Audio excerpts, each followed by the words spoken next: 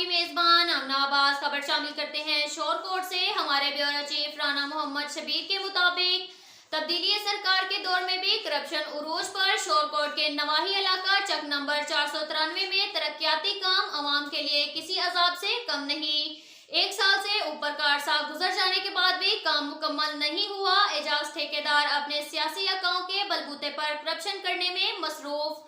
तफसीलात के मुताबिक शोरकोट के नवाही इलाका चक नंबर 493 में तरक्याती काम शुरू तो हुए, लेकिन करप्शन के साथ बेहतरीन सोलिंग और नालियां तोड़कर 1 नंबर ईंटें ठेकेदार अपने भट्टे पर ले गया।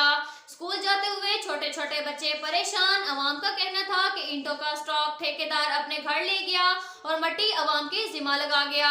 जब मट्टी डाली जाए फिर सोलिंग भी लगा दिया जाएगा। पुराना सोलिंग मजबूत था, वो क्यों तोड़ा गया?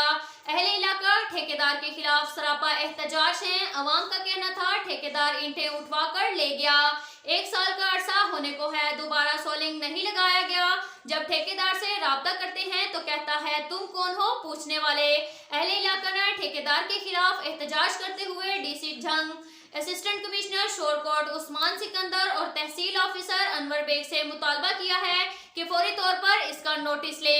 अब तक के लिए इतना ही काफी है। मिलते हैं अगले बुलेटिन में, हमारे साथ रहिएगा।